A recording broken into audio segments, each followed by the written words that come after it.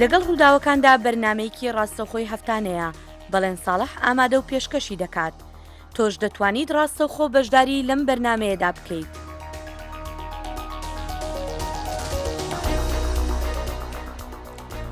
خۆشەویستانم ئەو کاتتان شاد بەندیەی بەڵێن ساڵح هاتنەوە بۆ پێشکەشکردنی بەرنامەیەکی نوێی لەگەڵ ڕووداوەکاندا.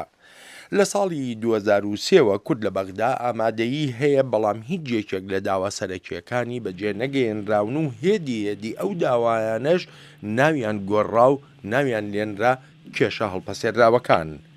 کورد زۆر ڕێکەوتنی لەگەڵ لایەنە عراقیەکاندا هەیە، دەست پێشخەریەکی زۆریشی کردووە بۆ هێورکردنەوەی ڕەوشی سیاسی و ڕەوشی ئاسایشی عراقیش، بەڵام ئەوەی جێی سەرنجە وەک باز دەکرێت کورد خۆی دەبێتە قوربانی بۆ بەرەنجامەکانی ئەو ڕێکەوتنانە. بۆیە جێی خۆیەتی بپرسین کێ دۆستی کوردە لە بەغدا، کێ دەبێتە پشتیوانی بۆ بەدەستێنانی داواکانی کورد. ئەزمموی 8 ساڵی ڕابردووی کورد لەگەڵ شیعەدا ئەو ئەزمونە نییە کە بتوانرێت پشتی پێ ببەسترێت و بکرێتە زەمینەیەک بۆ 4 ساڵی ئایندە. ئەمە من نایڵێم، بەڵکو پێداچوونەوەیەک بە ڕووداوەکانی 8 ساڵی ڕابردوودا زۆر شتی زیاتریشمان پێ دەڵێن. ئەزمموی کورد و عارەبی سونە لە ساڵانی ڕابردوو تەنانەت پێشتریشدا تاڵاوێکە وهای کردووە ژمارەیە ساڵی تریشی بوێ تا وەک قۆناغی بەرایی هەر هیچ نەبێ متمانەیەک لە نێوان هەردوو لادا بێتە ئاراوە.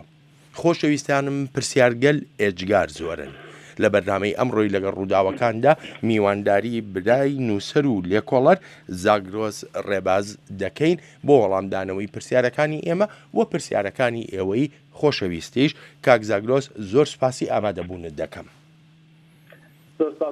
سلااو لە بەڕێستانەوە لە جێگر و بینەرانی دەنجم بکەن. سپاس دەکەین. کاک زاگرۆس با سەرەتا بەو پرسیارە دەست پێ بکەین. بەڕای جەنابێ کورد دەتوانێت بۆ 4 ساڵی ئایندە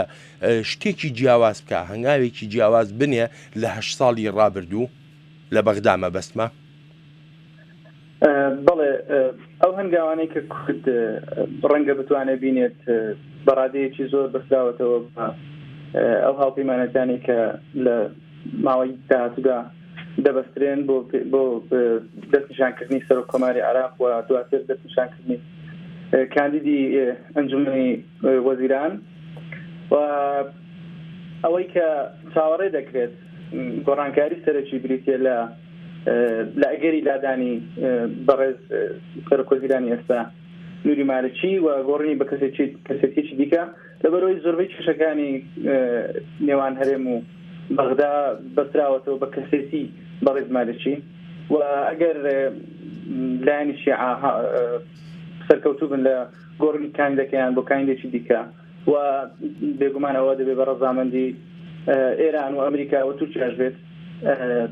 ڕەنگە کورد بتوانێت لە 4 ساڵی داهاتوودا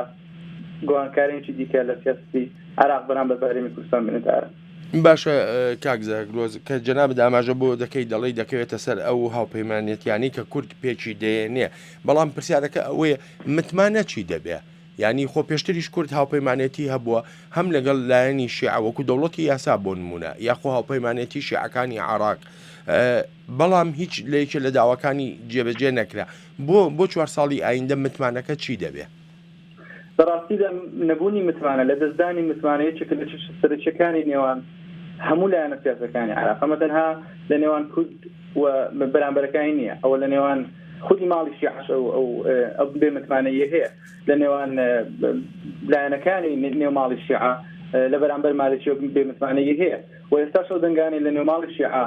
دەستدژی مالکی بەرز دەکەنەوە و داوا دەکەن کە دەوڵەتی یاسا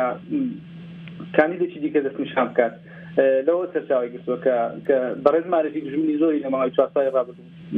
بگرێت لە ماوەی 8 ساڵی ڕابردوو بۆ خۆی دروست کردووە لە عێراق لەگەڵ لایەنی سونە لەگەڵ لایەنی کوردی و بەتایبەتی لەگەڵ بەشێکی لایەنی کوردی کێشەکانی سەردەکردنەوە. مالکی ئەگەر بتوانێت بۆ جاری سێم متمانەی ینی کوتلە زۆرەکانی ناو پەرلەمانی عراق بەدەستێنێ، بێگومانە دەبێت ئەوە لەسەر ئەساسی هەندێک مەرجی دیاریکراو بێت کە کورد بە زۆر پێداگیری بکات. با بگەڕێنەوە بۆ مێژووی هاوچەرخی عراق و وەک دەزارن لە دوای زەنجی جیهانی یەکەمەوە لە دوای ڕوخانی ئیمپراتۆریەتی عوسمانیەوە بە هەرسێ خۆناغی پاشایەتی عێراق و بە دوایدا لە خۆناغی دامەزراندنی کۆماری عێراقەوە تا ساڵی 2003 بەشداری کورد لە عێراقدا بەشداریەکی نائارەزوومەندانە بووە. تەنها بەشداریەکی ئارەزوومەندانەی کورد لە عێراقدا بە دوای ساڵی 2003 بوو کاتێک کورد لەگەڵ هاوپەیمانە مەزلومەکەی دەنجیاندا بۆ دەستورێک کە تیایدا کورد داواکاریەکانی خۆی تێدا جێگیر کردبوو، بەڵام ئەو لایەنی کە داواکاریەکانی دەستوری جێبەجێ نەکرد، داواکاریەکانی کوردی لەناو دەستور جێبەجێ نەکرد، لایەنی شیعە بوو لەبەرەوەی لە ماوەی هەرسێ کابینەی ڕابردوو کە لە دوای دەستورەوە بەڕێوە چووە لەلایەن شیعە بەڕێوە چووە، کابینەیشان لەلایەن مەڕەز جەعفەریەوە، دوو کابینەی حکومەتیش لەلایەن مەڕەز مالکیەوە و ئەو خاڵانەی کە کورد پێداگری لەسەر دەکرد بۆی سەڕی لەسەر دەکرد بۆی لەناو دەستوردا جێگیر بکرێن، ئەو خاڵان جێبەجێ نەکران. بۆیە ئەگەر لە 4 ساڵی داهاتوو کورد نەتوانێت پێداگری لەسەر ئەو خاڵانە بکات کە دەستوری عێراقی لەسەری بنیاتدا وە کورد دەنگی پێداوە و لەلایەن سونەوە بێگومان وەک خۆتان دەزانن سونە ڕەنگە دلیل لێ نەکرێت لەبەرەوەی سێ پارێزگای سونە دەستوری عێراق ڕەت کردەوە ئەو کاتە. شیعەکان بوون کە لەگەڵ کورد دەنگیان بە دەستوردا و ئێستا شیعەکانن بە تایبەتیش دەوڵەتی یاسایەکە کێشە لەمپەر بەرامبەر جێبەجێکردنی ئەو مادانەی دەستور ڕووسەکە کورد زۆر بەلایەوە گرنگن. بەڵێ کاک زاگرۆز جەنابەت ئاماژەت بە دوو خاڵی گرنگ کرد، یەکێکیان مەسەلەی ئاڵوگۆڕکردن لە پۆستی سەرۆکوەزیری دا و کەسێکی تر ببێ بە سەرۆکوەزیر لە بری مالکی، دووەمیشیان مەسەلەی دەستور. خاڵی یەکەمیان مەسەلەی سەرۆکوەزیر، هەر کەسێک ئەمڕۆ لە عێراقدا ببێتە سەرۆکوەزیر بەبێ ڕەزامەندی کۆماری ئیسلامی ئێران ناتوانێت ئەو پۆستە وەربگرێ، ئەمە عێراقیەکان خۆیان دان بەو ڕاستیەدا دەنێن. بەڵام ئەمێنێتەوە سەر ئەوە ئایا هەر کەسێک بێ ئەتوانێ ئەو ئەجەندایە تێ بپەڕێنێکە کە بۆی دائەنێن، ئایا ئەتوانێت لە دەرەوەی ئەو کارنامەیەدا کار بکە کە هەم تاران و هەم لایەنەکانی تری شیعە بۆی دادەنێن، ینی بە کوردی و بە کورتیەکەی کێ دەڵێ هەر کەسێکی تر بێ نابێتەوە بە مالیکیەکی تر؟ زۆر بە کورتی وەڵامیەوەم بدەیتەوە. زۆر بە کورتی من دەمێ ئەسڵن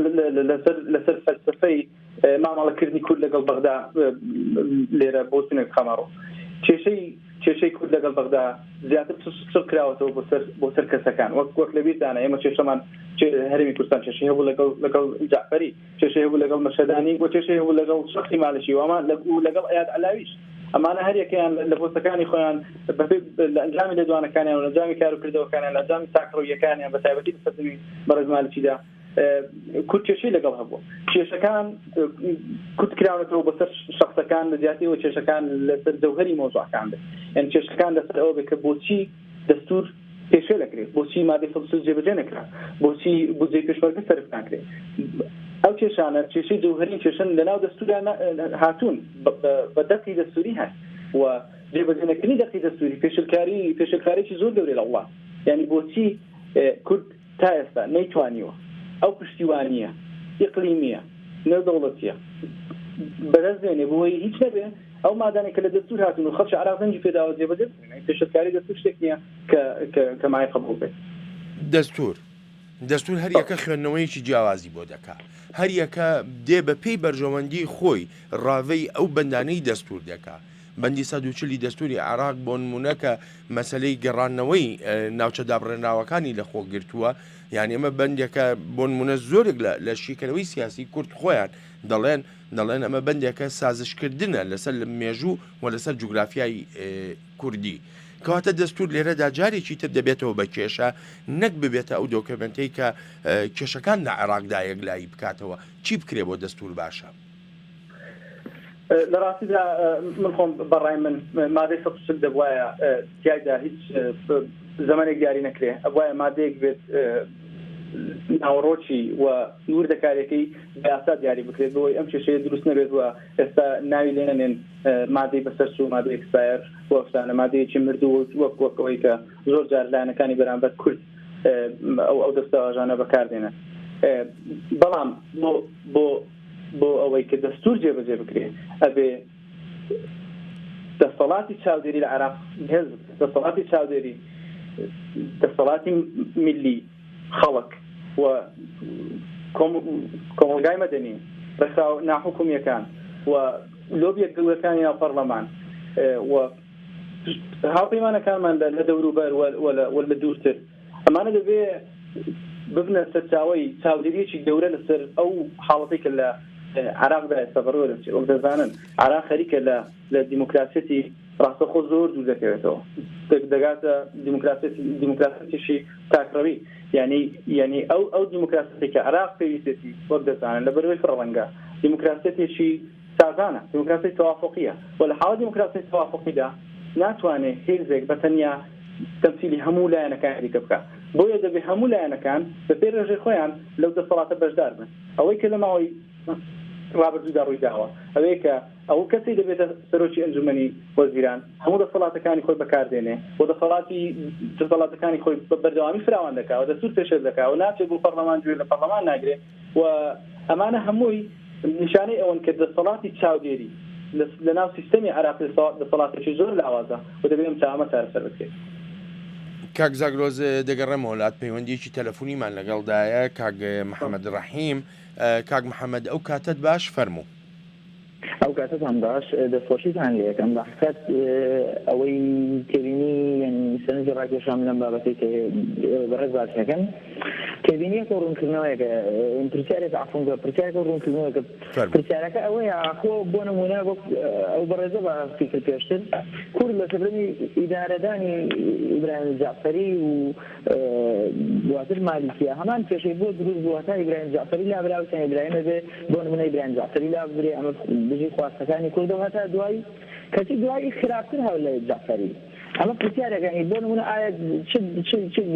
چ گرنتیەکەیە بەیانی کە ئەو کەسێک کە زۆر ڕەنگە نزیک بێ لە کوردەوە عادل عەبدولمەهدی ئەویش بێتە سەر حکم هەمان کێشە ینی دروست نابێتەوە بە تەسەوری من دروستبوونی ئەم کێشە ئەگەڕێتەوە بۆی عێراق خۆی خەڵکی عێراق سەرکردەکانی عێراق خۆیان ئیداری عێراق ناکەن ینی گەورەترین کێشە ینی بۆ گەورەترین دەسەڵات لە عێراقا بەدەست سەرۆکوەزیرانەوەیە سبەی کوردێک بکە سەرۆکوەزیران هەمان مشکیلەیە بێت لە جێبەجێکردنی بڕیارەکان کە کورد کێشەی هەیە لەگەڵ سەرۆکوەزیرانە ئەو کات ناتوانێت بۆ نمونە کار لەسەر باشتر بە پێشبردننی مادەی قبولچوی جێبەجێکردنی ساف ناتوانێت کێشەی پێشمەرگە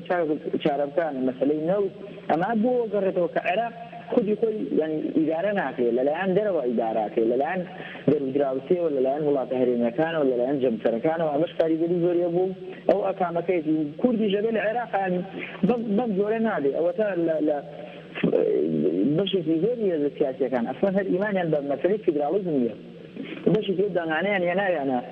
لیستی دەوڵەتی قانون لە هەڵبژاردننی 2009 لە ئەنجومەنی پارێزگاکانە پاشان هەڵبژاردنەکانی دواتریشە یەکێک لەو هۆکارانە یەکێک لەو خیتابە سیاسانە ئیشی لەسەر لە زیادکردنی بەنکانی بژاردەکردنی سیستەمی فیدرالیزم بووە ئەمە زۆرێکە لە فەرهەنگ لە لای هێزە سیاسیەکانی عێراق یعنی ئەبێت کورد بەدیلێک هێبێ ئەم بەدیلە ئەبوو لە ساڵی 2010 ئەو بنازان ساڵی 2010 ئەو دەبێت کە ئەمریکا لە عێراق شایە و کێشە بۆ کارەخاشنی دروستکرا ئەبوایە کورد لەو دەما بەدیلی سیاسی خۆی هەبووە ینی پرۆژەیەکی سیاسی تری هەبوایە کە بووایە بەدیلی فیدرالیزم لە عێراقا دەستان خۆش بێ سپاس دەکەم کاک محەممەد ئەگەر یارمەتیم بی جەنابەت کە باز لەوە دەکەی دەڵی دەبوایە کورد لە پاش کشانەوەی هێزەکانی ئەمریکا لە ساڵی 2011دا ئەڵتەرناتیڤی خۆی هەبوایە زۆر بە کورتی پێم بڵێ جەنابەت وەکو هاوڵاتیەکی کورد ئەڵتەرناتیڤ چییە بەلای تۆوە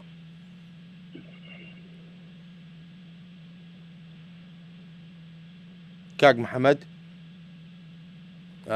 سەرکردایەتی سیاسی کورد ئەوەی کە ناوێن لێ سەرکردایی ئەو کەسانی کە ئیدارەیان وڵاتاکەن ئەو کەسانی کە نوێنەری ئەو گروپە سیاسیانە ئەو هێزانەی ئەمڕۆ لە پەرلەمانی کورد لە پەرلەمانی کوردستان لە پەرلەمانی بەغانیان ئەو شتێکی هەڵەیش ئەوترێت ئەبێنە نەرایەتی کورد لە بەغان لە پەرلەمانی کوردستان بڕیاری بۆ بچێشتی وان یعنی ئەمە زۆر هەڵەیە ئەبێت کورد چونکە خەڵک نوێنەری نادۆ بۆ بەغا یعنی چی بگەڕێتەوە بۆ نوێنەرایەتی پەرلەمانی کوردستان ئەدەی هێزە سیاسیەکانی ئەم وڵاتە بەدیلێکیان هەبوایە پرۆژەیەکیان هەبوایە بۆ ئەو کاتە ئەخۆ ئایا سەربەخۆییە بوو یان مەسەلەی کۆنفیدرالیە بوو کە هەنایە لە فیدرالی باشترە ینی باشترە بۆی کە سەربەخۆترە ئەوەی ئالێتی جێبەجێکردنی لە ناوچەکە چۆنە بێ ئەویان شتێکی ڕەنەتەوە نەکراو بێ بەڵێ کاک محەممەد زۆر سپاسە دەکەم بۆ بەشداریت لە بەرنامەی ئەمڕۆی لەگەڵ ڕووداوەکاندا دەگەڕێمەوە لای میوانی بەرنمەکەمان کاک زاگرۆز ڕێباز کاک زاگرۆز ئەگەر تێبینیە کە تەبێ بۆ کاک محەممەد لە ڕاستیدا زۆر سپاس کاک محەممەد دەکەم وتەکانی کاک محەممەد ڕنگدانەوەی ناومێدیەکی گەورەیە ئەناو تاکەکانی عێراق بە کورد و بە شیعە و بە سونەشەوە بەلایەنە پێکاتەکانی دیکەشەوە ئەو ناومێدیە لە ناخی هەموو تاکێکی عێراقدایە و ناڕۆشنی ئایندە بەلای هەمووانەوە هەست پێکراوە و مەترسیدارە لە بیرمان نەچێت بڕیارە عێراق ببێتە نمونەی دیموکراسەتێکی سەرکەوتوو لە ناوچەکەوە لە دوای ساڵی 2009 ئەو کاتێکە قیبلەی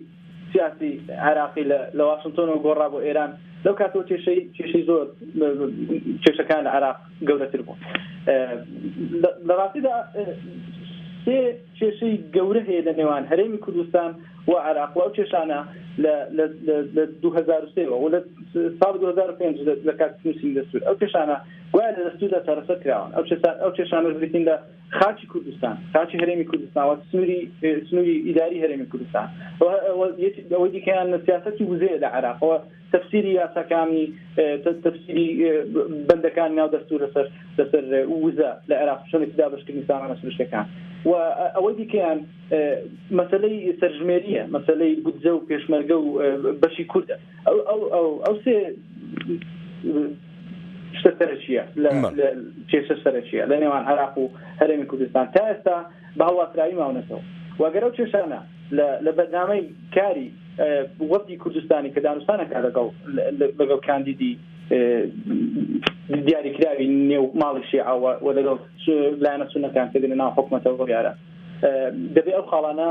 پەنجا لەسەردا بندێ و لێرەدا دەبێ باس لەو کاتانە بکەین کە کورد چ کاتێکی بەدەستەوەیە و لایەنەکانی بەرامبەری کورد چ کاتێکیان بەدەستەوەیە ئەو کاتێک کە دەتوانین ببینین ئایا کورد دەتوانێت شتی باشتر بکە یان دۆخەکە بەو شێوە بەردەوام دەبێت لەبەرەوەی ئەو هەرێ لەو خاڵە سەرچێکاک بەڵێ ئەگەر بوارم بدەیت هەرچێکیان خاڵی زۆر گرنگن و هەرچێکیان پەیوەندیدارن بە هەموو تاکێکی عێراقەوە ئەمە لەلایەک دوو لەو خاڵانە ڕەهەندی ئیقلیمیان هەیە و ڕەهەندی نێودەوڵەتیشان هەیە خاچی کوردستان ڕەهەندێکی ئیقلیمی هەیە و سیاسەتی وزەش ڕەهەندێکی ئیقلیمی و نێودەوڵەتیشی هەیە یعنی ئەبێ بۆ یەکلایکردنەوەی ئەو کێشانە لایەن ئیقلیمیەکان دەوڵەتی ئیقلیمیەکان بەتایبەتی تورکیا و ئێران و لە بازنەیەکی فراوانتر ئەمریکاش ڕەزامەندی دەربڕن لەسەر چۆنێتی چارەسەرکردنی و کێشانە چۆنێتی چارەسەرکردنی چۆنێتی دیاریکردنی کێشەی خاچی کوردستان ئەوە مەسەلەیەکە کە شۆڕشەکانی کوردستانی لەسەر بەزیندوی ماوەتەوە یعنی دیاریکردنی خاچی هەرێمی کوردستان و سیاسەتی وزە لە عێراق ئەمە لە ئێستادا یەکێکە لەو کێشە گەورانەی کە بەردەوام بۆتە هۆی ئەو توندتیژانەی کە لە نێوان هەرێم وڵا هەیە. بەڵێ کاک زاگرۆز دەگەڕێمەوە بۆ لای جەنابە پەیوەندیشکی تەلەفۆنیمان لەگەڵایە کاک بەهرۆز جعفەر لە وڵاتی کوبڕوسەوە کاک بەهرۆز ئەو کاتت باش فەرموو هەموو کاتێکتان باش دەستخۆشی بەرنامەکەتان ئەەکەم بۆ زیاتر کات نەکوژم مەچمەنەوە بەرنامەکەەوە ئێمە بۆ تێگەیشتن لە وەزی ئێستای عێراق و بۆ تێگەشتن لەو بەرنامەی ئێوەش و خۆشمان بۆی زیاتر شتەکان ئاڵۆز نەکەین دەکرێت من بە سێ خاڵ شتەکان تەسنیف بکەم ئەو سیاسەتە تەسنیف بکەم خاڵی یەکەمیان تێگەشتنی ئێمە بۆ ئایندەی سیاسی عێراق يعني ئەگەر لە ئەسوء احتیمالەوە لە خراپترین احتیمالەوە باشترین احتیمال کە ئەگەری وەجیهێنانی حسابی بکەین ئێمە سێ احتیمالمان لە بەردەمایە یان عێراق دەبێت دیموکراتی بێ یان دەبێت دیکتاتۆرێتێکی شیعە بێ یان دەبێت دابەشڕ بێ لەم خاڵی چوارەمی نییە اختیاری چوارەمی نییە معلومە ئێستا پێکاتە سیاسیەکان وانەی لە ناوچەکە هەنوو لە عباتە سیاسی لە ناوچەکە ئەگەری ئەوش کە خواستی کوردە دابەش بوونە خاڵی دووەمیان ئێستا ئەگەر لە هەر خاوەن پیشەیە هەر کەسێک تێک بپرسی هەر شوێنێکا بێت بەڵێ کورد دەبێت لە عێراق چیتە معلوم پێت دەبێت تەکبیرێکی ئەوە بکە و وحدەی ماڵی کورد و یەکێتی ماڵی کورد و یەکڕێزی ماڵی کورد و ئەم قسانە بۆ دەکەن خاڵی سیانان ئەوەیە کە ئاڵۆزە بەنسبەت بەرنامەکەشت و بەنسبەت سیاسەتی کوردستان و ناوچەکەشەوە ئەوەیە کە هەموو جارە ئێمە جەختی لەسەر ئەەکەینەوە يعني كل شون لم معادلين أو شكتها جمدك بتاعي سياستي وزا نوتو غاز العراق كيسا الله يشي دورينا وتو كوشك سيدة سريجة تدن يختي أوروبا قصيدة سريها مالكي قصيدة سريها إيران قصيدة سريها كل ده بيت شيب كاد يعني لبوي لنا معادلة سياسية أنا بتاعي سياسة دابەشبوونیشی نوێ بەڕێوەیە لە ناوچەکەدا ینی لەگەڵ ئەمانەدا دابەشبوونیشی نوێ بەڕێوەیە و تا دەبینین لەملاوە چەند هێزێک دەحمی داعش و بەری نووسرە و گروپی تیرۆریستی دیکە دەکەن شیعەکان دیسانە و گروپی دیکەیان دامەزرانەوە بۆ ڕەتی ئەمانە هەڕەشەوە ڕەشەکاریی گەورە لە ناوچەکەیە بەڕێوەیە کورد دەبێت چی بکە بۆ ئەمە ینی ئەوەی کە ئاڵۆزان ئەوەیە کە کورد لە ئایندەکان وێڕای ئەوەی لە زێنیەتی خۆیان خاک و ناوچەی کوردستان دیاری ئەکات لە ئینسیکلۆپیدیاکەیە لە بەڵگە مێژوویەکانە لە هەر شتێکە ئەوە هەیە کورد دەبێت چی بکە لەم لەعەباتە ناوچیانەیە کە بە تایبەتی ئێستا جیهان بەرەو دابەشبوونێکی نوێ ئەچێت ئازاوەیەکی نوێ سوزانم شتێکی نوێ بەڕێوەیە لە ناوچەکەیە کورد دەبێت چۆن خۆی لەسەر ئەمانەدا بگونجنێتەکەی بکە من لەمە زیاتر کاتی بەرنامەکە زۆر سپاس دەکەم بۆ بەشداریەکەت کاک بەهرۆز دەگەڕێمەوە لای میوانی بەرنامەکە کاک زاگرۆز ئەگەر تێبینیەکێ بێ بۆ قسەکانی کاک بەهرۆز بەڵێ من زۆر سپاس کاک بەهرۆز دەکەم دەستخۆش لێکم لە ڕاستی لە ڕۆژهەڵاتی ناوەڕاست خەریکە سیمای ژیانی شارستانەتی مرۆڤایەتی لەدەستدات ئەو ڕووداوانێکە لە سووریا ئێمە دەیبینین ئەو ڕووداوانێکە لە ڕۆژاوای عێراق دەیبینین ئاماژەی زۆر مەترسیدارن نەک تەنها دموکراسیەت لە عێراق کەوێتە مەترسیەوە بەڵکو ژیانی شارستانەت لە ناوچەکە کەوێتە مەترسیەوە کوشتن وەشێواندنی ژیان خەریکە بێتە شتێکی ئاسایی بەلای عێراقیەکان و سووریەکانەوە ئەم خاڵەتی زۆر هەستیارە و بەڕای من وە کاک بەهرۆز باسی کرد ئەو سێ بژاردەیە کە دەستنیشانی کردن ئەوەی کە عێراقیان ئەوێ دیموکراسی بیان ئەوێ دیکتاتۆری بیان یان ئەوێ دابەش بکرێ ئەوانە بێگومان هەرچێکیان هەمیشە هەبوون هەمیشە لە ئامادەیان هەیە لە ژیانە سیاسیەکەی عێراقدا بەڵێ بەڵام بەڕاستی ئەوەی کە هەموو لایەکان بەڕای من لەسەری کۆکن و لایەنە ئیقلیمیەکان مەحفەری نۆدەوەتیش لەسەری کۆکە مەسەلەی سەرخستنی پرۆسەی دیموکراسیە و ئەمە بە قسە هەمویان پشتیوانی دەکەن بەڵام بە کردار هەمویان ناتوانن ئیرادی خۆیان بسەلمێنە لەبەرەوەی جەمسەری جیاواز هەیە لە ناوچەکەەوە ئەم جەمسەرانەدا لە کێشەی سیاسی و کێشەی ئابووری و کێشەی مەذهەبیدا و ئەوانە شەڕەکانی خۆیان گواستۆ ناو عێراق و سووریا و شەڕەکانیان بەردەوام پێدە بۆ مۆزوعی دیکتاتۆریەتی شیعە کاتێک کۆتایی دێ کە لە ناو ماڵی شیعە و دیکتاتۆریەتە نەمێن ینی کەسی بەڕێزنووری مالکی واز لە پۆتی سەرۆکوەزیران بێنێ واز لە ویلایەتی سێم بێنێ وە کەسا هەموو لایەنە شیعەکان داوا لێ دەکەن و ڕازینی ڕایان گەیاندووە کە جگەل بە هەر مەرجێکی دیکە دەوڵەتی یاسا ڕازی بۆ مۆزوعی دابش بوون ئەوە مەسەلەیە کە وەک دەزانم پێویستی بە ئامادەکاریی زۆر هەیە بۆ کورد بەڕای من نابێت دابش بوون کاردانەوە بێ لە بەرامبەر هەڵسوکەوتی کەسێک بناوی سەرۆکی ئەنجومەنی وەزیرانیان سەرۆکی پەرلەمانیان هیچ کەسێکی کە هیچ لەو پۆستێکدا بەڵکو دەبێت ئەوە لە ئەنجامی لێکدانەوەی خەونی کورد بێت و ئامادەسازەکان تەواو ببن بۆی ئەو مۆزوع تەرەف بکرێت ڕەنگە ئەو مۆزوع لە چوارچێوەی بانگەشەی هەڵبژاردن یان لە چوارچێوەی ئەو وەکو کارتێکی فشار لە گفتوگۆکان و دانووسانەکان بەکاربێتەوە ئەوش ئاساییە و ئەوش مافێکی خۆیانەکە ئەو کارتە بەکاربێنن ئەو کاتێکە کە دڵنیان دەتوانن هەنگاوێکی لەو شێوەیە بەبێ چێشەوە بە شێوەیەکی سلمی لەگەڵ عێراق بگەنە ڕێکەوتن کە بۆ مۆزوعی جابوونەوە و پشتیوانێکی ئیقلیمی و نێودەوڵەتی بەدەستبێنن هیچ کێشەیەک نابێت جابوونەوە شێت یەکێک لە خەیارەکان کاک زاگرۆز دوو پەیامی تۆڕی کۆمەڵاتی فەیسبووکمان بۆ هاتووە تایبەت بۆ ئەم بەرنامەیە ئێستا هەردووچیت بۆ دەخێنمەوە و دواتر دێنە سەر قسەکردن لەسەری یەکەمیان ساسانی مات بۆی نووسیوین دەڵێ کورد لە بەغدا یا لە بەرزاییەکانی کوردستان لە نێوان پانشیعەیزم و فەرامۆشی ئەمریکادا هەرگەڕانەوە بۆ دواوەی بۆ بڕاوەتەوە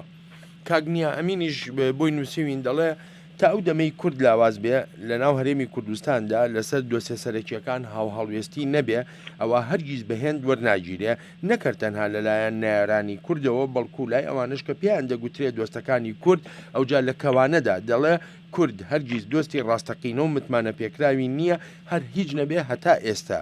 جا بۆیە هەرچیە بگوترێت و یانیش بکرێ هیچ جێی خۆی ناگرێت وەگەوە وایە کات لە چاخانەیەکدا بەسەر ببرێت هاوڕایت لە ڕاستیدا من ئەو شێوە خوێندنەوەیە تێدەگەم کە لە ناو کاکی کوردیدا هەیە وەکو وتم ئەوە لەو ناڵمێری وە سەرچاوی بکە ئەوان ڕووداوەکان بۆ شێوەیە دەبینن لە واقعدا بۆ شێوەیە دەبینن و ڕەنگە ئەوان نەپڕژێنە سەر وردەکاری مۆزوعەکان وە سەختی ئەو بڕیارانەی کە لە عێراقدا دەدرێن ینی ئەو دروستکردنی بڕیار لە عێراقدا لە عێراقی نوێدا بەلای کوردەوە سەختە لەبەرەوەی کورد کەمینەیە لە عێراق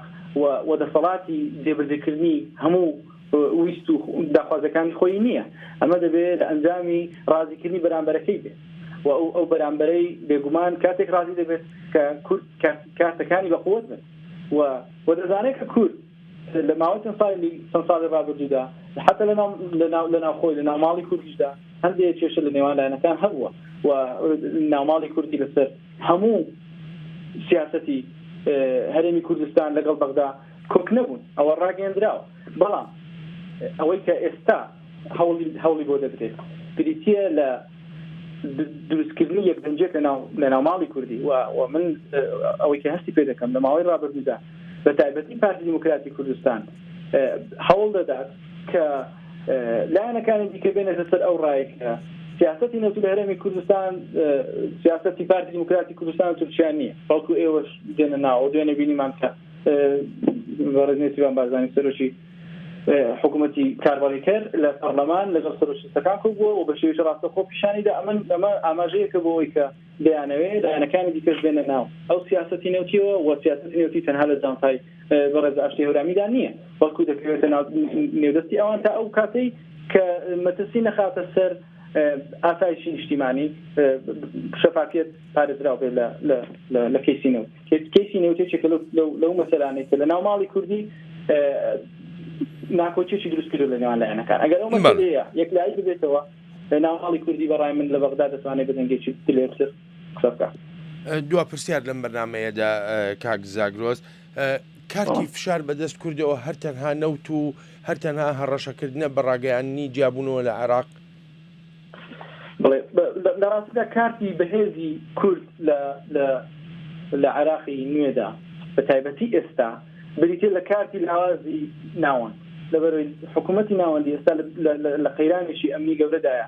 و مالێکی دژمنی زۆری هەن و لە هەموو لایەکەوە داوا لێ دەکرێت کە خۆی کاندید نەکا بۆ ویلایەتی سێ